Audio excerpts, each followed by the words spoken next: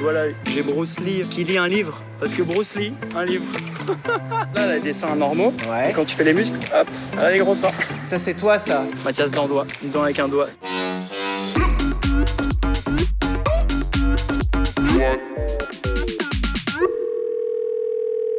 Salut Mathias. Ça va Timo, tu vas bien? Super, et toi? Ah, t'es bien avec ton petit fond orange comme ça. Beau gosse. Mathias, t'es où? Tu fais quoi? Je suis à Bastille. J'avais besoin de nouvelles poignées sur mon BMX parce qu'elles sont toutes mortes. Parce que tu sais, comme tu serres le guidon vachement fort, bah ça use de la gomme. Du coup, je t'emmène au bike shop à Bastille. Et aujourd'hui, on va apprendre à changer des poignées de BMX.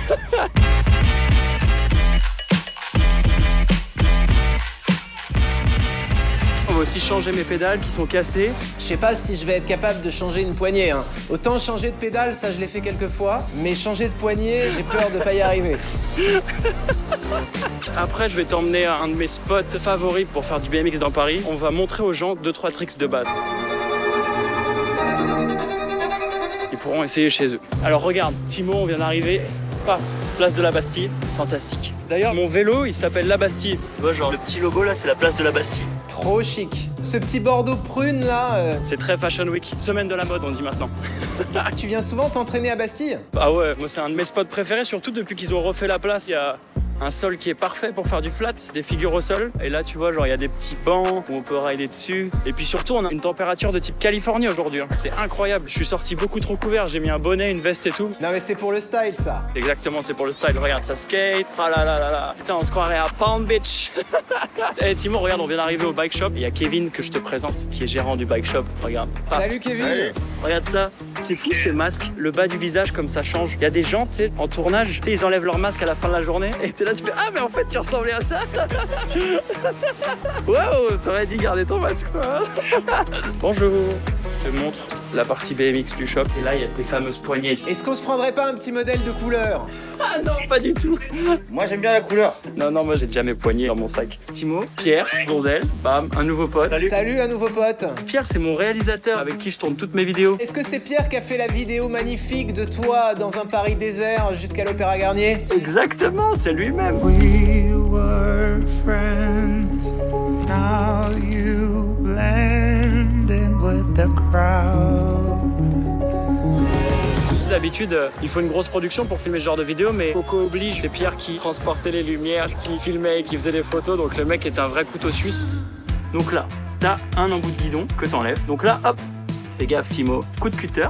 Donc c'est un peu comme à l'apéro, tu sais, quand t'as un saucisson, tu le... Un saucisson un peu récalcitrant. Ça, hop, on s'en fout. On prend la nouvelle poignée. Regarde-les en randonnion derrière. Je fais tout le boulot, putain. Donc là, il va falloir faire rentrer cette poignée dans le guidon. Soit tu les fais bouillir dans un peu d'eau, ça ramollit le caoutchouc et du coup, ça rentre mieux. Soit tu as un compresseur, comme ceci. Ça surprend toujours, ouais. Et là...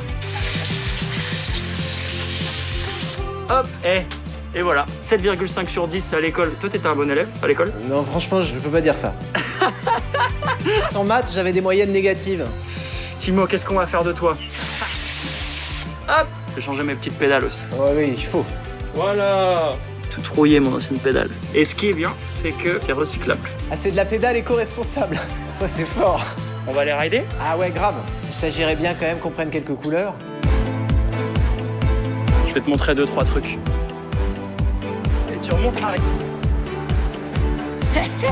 Et parmi les figures les plus difficiles à réaliser, le passage un peu obligé dans une compétition, c'est quoi? Alors on n'a pas de figure imposée, faut inventer ses propres figures. Tu veux que je te montre une figure que j'ai inventée? Grave.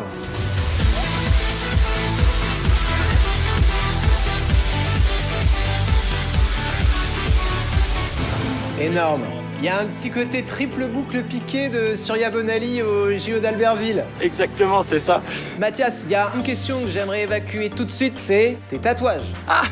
Tu cherches pas spécialement l'esthétique ou la symbolique, t'as juste envie de te marrer, quoi. Ouais, c'est ça. C'est plus des blagues en fait. Tu vois là, j'ai Bruce Lee qui lit un livre. Parce que Bruce Lee, un livre. Une femme, là, elle a des seins normaux. Ouais. Quand tu fais les muscles, hop, elle a des gros seins. Ah, c'est pas mal ça. Et comment t'as eu cette idée un peu saugrenue Là, j'étais très jeune. Là, on parle de j'avais 18 ans, hein, tu vois. Mais après, c'est surtout des souvenirs de voyage, tu vois. Là, c'est mon petit pingouin d'Afrique du Sud. Là, c'est une tête africaine. C'est Michel, le poisson. Et puis t'as une dent avec un doigt. Ça, c'est toi, ça. C'est dent-doigt. Mathias Dandois, une dent avec un doigt. J'ai pris tellement cher avec mon nom à l'école que j'ai voulu renvoyer le karma. Mathias, on va activer le mode conversation privée. Let's go. Matt, il y a une émission de télé qui a changé ta vie. J'avais 12 ans, je crois que c'était un mercredi après-midi où il devait pleuvoir. Il y avait C'est mon choix avec Evelyne Thomas. Bonjour à tous. Aujourd'hui, nous recevons une mère et sa fille qui ne s'habillent qu'en panthère. Et il y avait un mec qui était pro en BMX à l'époque et qui faisait une démo en flat, donc en figure au sol. Et j'ai vu ce mec tournoyer sur son vélo à la télé. Et à l'époque, je faisais du foot et j'étais pas très fort et le coach, il arrêtait pas de me gueuler dessus. En voyant ce mec, je me suis dit, waouh, personne lui gueule dessus, il peut faire un peu ce qu'il veut. Et surtout, je trouvais ça trop beau. Et donc au Noël suivant, j'ai demandé un BMX à mes parents pour Noël que j'ai eu. Et puis ouais, ça a changé ma vie, j'ai jamais arrêté depuis et ça va faire 20 ans maintenant. Donc merci Evelyne. Et à l'époque, t'étais ado, Mathias, et t'avais peur de grandir au sens propre. Pourquoi? Parce que pour faire du BMX flat, il faut avoir un centre de gravité vachement proche du sol. Tous les pros de l'époque, notamment mon idole Alex Jumelin, il doit faire, je sais pas, 1m72, un truc comme ça. Et moi, quand je voyais, je faisais 1m75, 1m80, après 1m85. J'étais là genre, ah non! Et je me mesurais tous les matins. Genre, j'étais là, non, j'ai encore grandi, c'est pas possible, je vais pas pouvoir réussir à rider. Et donc, c'était vraiment une phobie, quoi, de grandir. Je voulais pas grandir.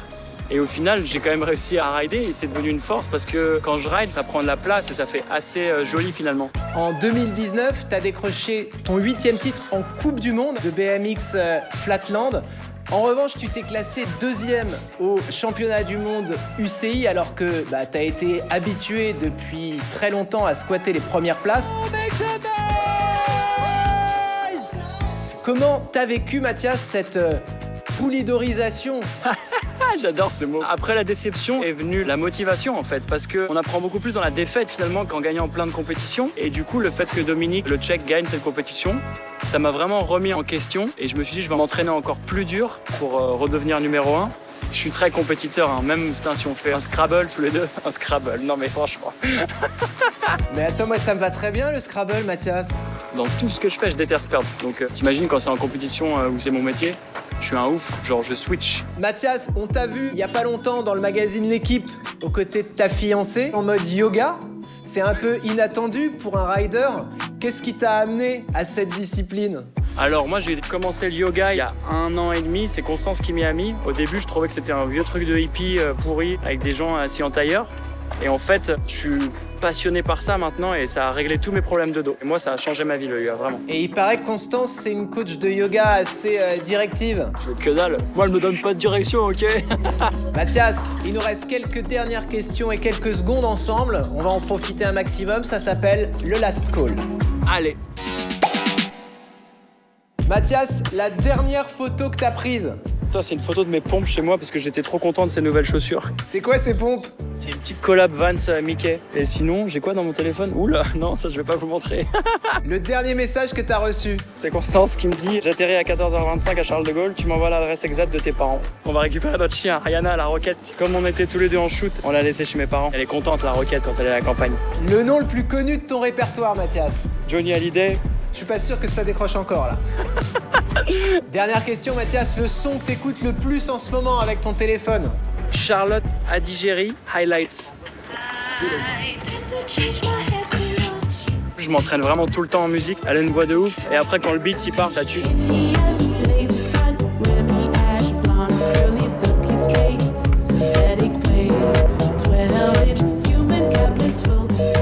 Ciao mon Mathias. À bientôt Timo, merci. Ciao. What?